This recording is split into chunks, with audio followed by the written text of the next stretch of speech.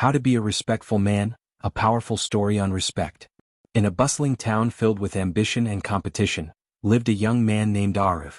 He was smart, driven, and destined for success, or so he thought.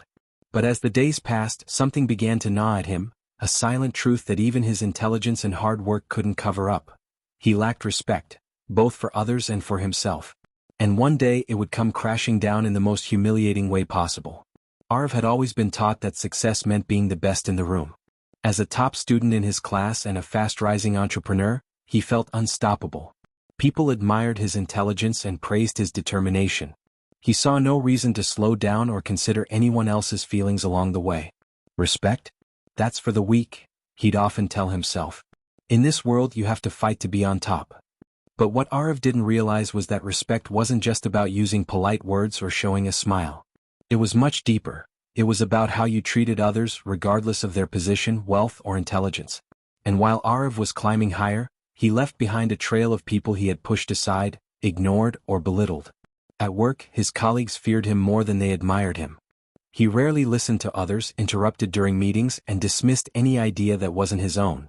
He believed his success came from his intelligence, but what he didn't know was that true leadership, true greatness, came from how you valued others. Respect was a strength, not a weakness. His family, too, felt the sting of his disregard. His parents, who had always taught him humility and kindness, began noticing the subtle arrogance in his words. He would cut them off mid-sentence, dismiss their advice, and act as though their experiences had no value. Arav loved them deeply but saw no reason to treat them with the same care he expected in return. They'll always be there, he thought. What difference does it make? Yet the difference was slowly eroding his relationships brick by brick. The more he ignored it, the more isolated he became. It all came to a head one fateful day at an important business meeting. Arav had been chosen to represent his company in front of a major investor, an opportunity that could catapult him to new heights. As he confidently strode into the boardroom, he noticed an elderly man sitting at the table, Mr. Iyer, one of the most respected businessmen in the industry. Arav had heard stories about Mr. Iyer's wisdom, but he had never cared to learn from someone so old. What can an old man teach me? Arav thought arrogantly. The meeting began smoothly, with Arav presenting his ideas with his usual flair. The room was silent as he spoke, but something was off. Mr. Iyer listened quietly, not interrupting once, but Arav could feel the weight of his gaze. Finally, after Arav finished his pitch, Mr. Iyer spoke up. "Young man," he began in a calm but firm voice, "you have a brilliant mind, no doubt.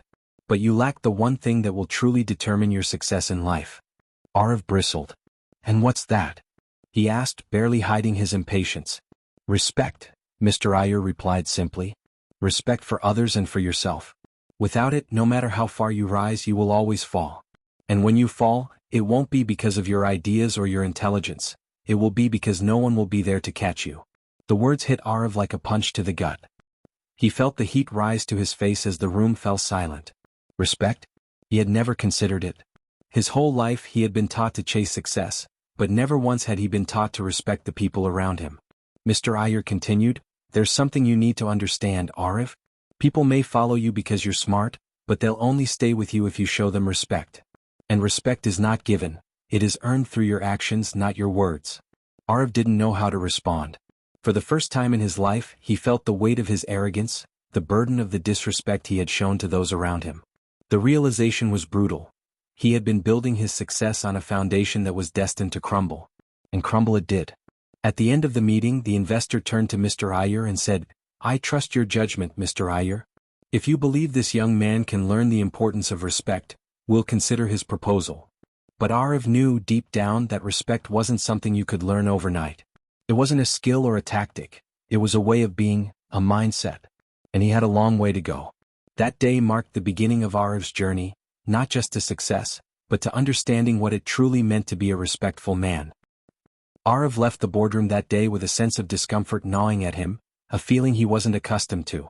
He had always been the best, the sharpest, the one everyone else looked up to, or at least that's what he thought. But Mr. Iyer's words clung to his mind like a shadow.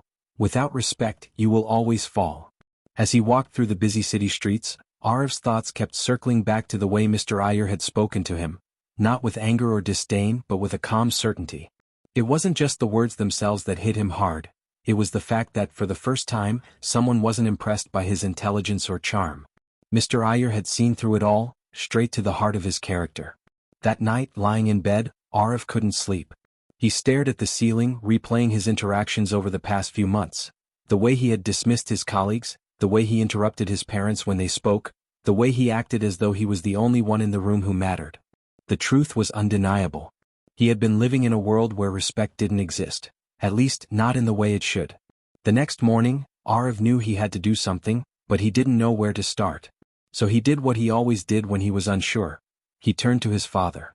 Arav's father had been a quiet man, someone who didn't command attention in the same way Arav did, but who had always been respected by those around him.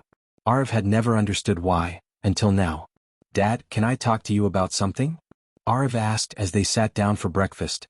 His father looked up, surprised by the serious tone in his voice. "Of course, son. What's on your mind?" Arav hesitated for a moment, unsure of how to begin.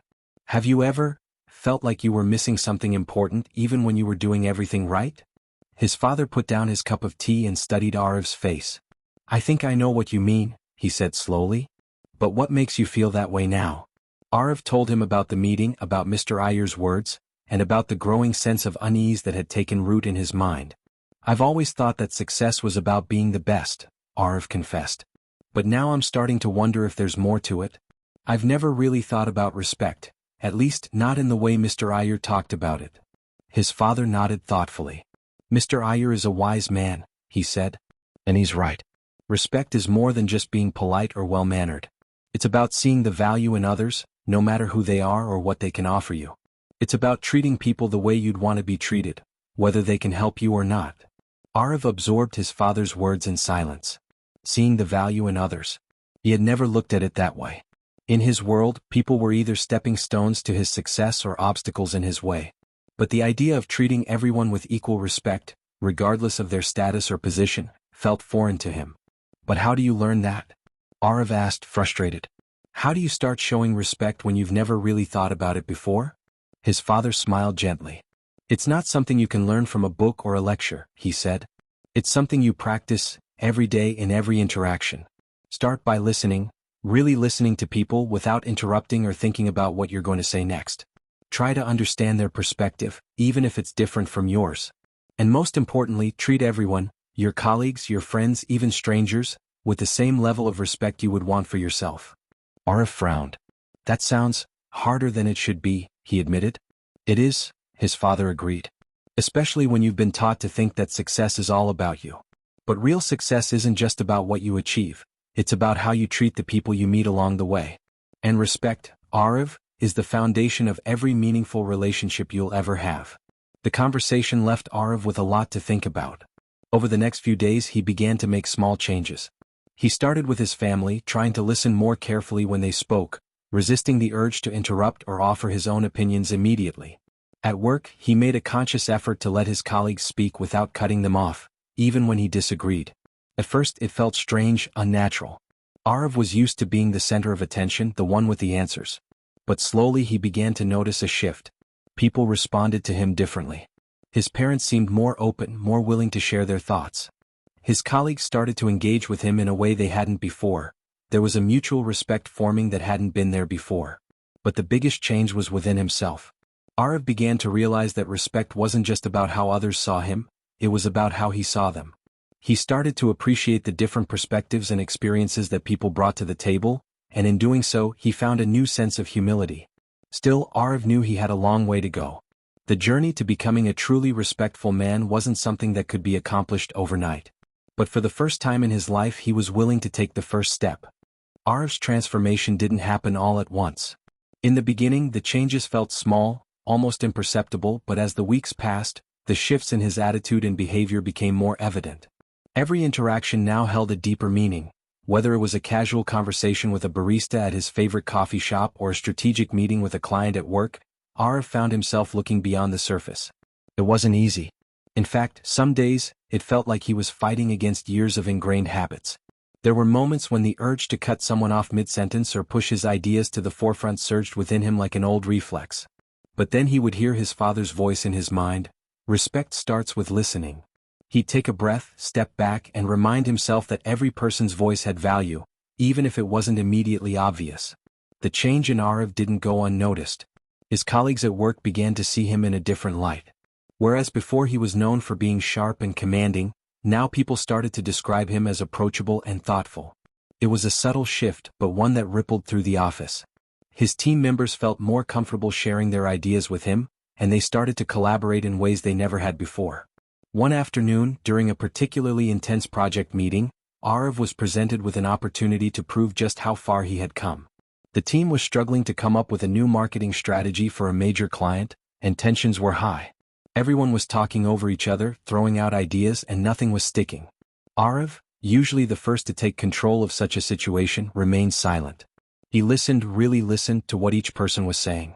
And then something clicked. He noticed that one of the junior team members, a quiet woman named Priya, had been trying to speak but kept getting drowned out by the louder voices in the room. Arav's old self might have ignored her, but now he was determined to change. He raised his hand slightly, signaling for the others to pause, and then turned to Priya. "Priya, I don't think we've heard your thoughts yet," he said, his tone calm and encouraging. "What do you think?" The room fell silent as all eyes turned to her. Priya hesitated for a moment, clearly taken aback by the sudden attention. But then she took a deep breath and began to speak. As she laid out her idea, a fresh, innovative approach that no one had considered, the energy in the room shifted. Everyone listened intently, and by the time she was finished, it was clear that her idea was the solution they had been searching for. The meeting ended on a high note, with the team buzzing about Priya's concept and how they could implement it. But for Arav, the real victory was something much deeper. He had seen firsthand how powerful respect could be, not just in terms of personal growth, but in creating an environment where everyone felt valued and heard. By giving Priya the space to contribute, he had unlocked the potential of the entire team. Later that evening, as Arav reflected on the day's events, he realized something profound. Respect wasn't about control or authority. It wasn't about being right or having the final say. Respect was about creating space for others, recognizing their worth, and allowing them to shine. This revelation hit Arav harder than he expected. All his life, he had believed that being successful meant being the smartest person in the room, the one with all the answers. But now he saw that true success, lasting success, wasn't about standing alone at the top. It was about lifting others up with you, about building relationships founded on trust, understanding, and mutual respect. As Arav sat with this new understanding, he couldn't help but think back to Mr. Iyer's words, "Without respect, you will always fall." At the time, he had thought those words were meant to warn him of failure. But now, Arav realized they were offering him a roadmap to something greater. Respect wasn't just about avoiding failure, it was about building a foundation strong enough to support real, meaningful success. In the days that followed, Arav continued to practice this newfound respect in all areas of his life. He found that the more he listened, the more he learned. He discovered that people around him, people he had once overlooked or dismissed, had valuable insights and ideas that could enrich his work and his personal life. He began to see the world in a new way, one where every person had something to offer, if only you took the time to listen. But perhaps the most surprising revelation of all came when Arav realized how much respect he had gained for himself. By treating others with kindness and understanding, he had become someone he was proud of, not the arrogant, self-centered man he had once been, but a man who valued people for who they were, not for what they could give him. And in doing so, Arav found a sense of peace he had never known before. Arav's life, both personal and professional, was beginning to flourish in ways he hadn't anticipated. But the most meaningful changes were the ones happening inside him. The respect he had been learning to give others had fundamentally shifted how he saw the world, and how the world responded to him. It wasn't that things had gotten easier. In fact, some challenges were more complex than ever. But Arav now had a new tool, the ability to step back, listen, and approach problems with a mindset rooted in respect rather than dominance. This made him a better colleague, a more thoughtful leader, and a more compassionate friend. One day, Arav received a call from his estranged brother, Rohan. Their relationship had been strained for years, stemming from a falling out when Arav, driven by pride, had dismissed Rohan's advice on a family matter. Since then they'd rarely spoken, and when they did, it was stiff and distant. But today the tone was different. Rohan sounded hesitant but hopeful. "Arav, I've been thinking a lot lately, about us. I don't want things to stay this way between us anymore," Rohan said, his voice full of sincerity.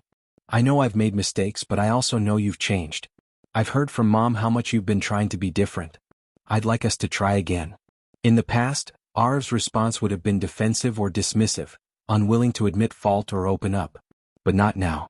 Arif paused, reflecting on his brother's words, and then with a deep breath he replied. Rohan, I'm sorry, Arif said, surprising even himself. I've spent so long being stubborn, thinking that being right was more important than being connected. I've hurt you. I see that now and I want to fix it, if you're willing. There was a long silence on the other end of the line, but Arif could feel the weight of years lifting between them. Then Rohan spoke again and his voice cracked with emotion. I'd like that, Arif. I really would. It was the start of a reconciliation that neither of them had thought possible. Over the next few weeks, Arif and Rohan began to rebuild their relationship, step by step. There were still hard conversations to be had and old wounds to heal, but they were doing it together and that was what mattered. Through this process, Arif came to understand something profound. Respect wasn't just a tool for the workplace or casual interactions, it was the key to healing relationships, especially the ones you thought were beyond repair. His relationship with Rohan had been broken for so long because of pride and ego, but now that respect had replaced those feelings, they were finally able to move forward. This realization wasn't limited to his brother. Arif started reaching out to others he had distanced himself from over the years. Colleagues he had clashed with, friends he had neglected, even his father, whose expectations had once felt like an unbearable weight. Every conversation was a step toward mending what had been broken, and each step was guided by respect. At work, Arif's career took an unexpected turn. One day his boss called him into her office, a smile on her face. Arif, I've been hearing great things from your team, she began. Your leadership style has really evolved. You've always been smart, but now you're showing empathy and understanding in ways that are truly impressive.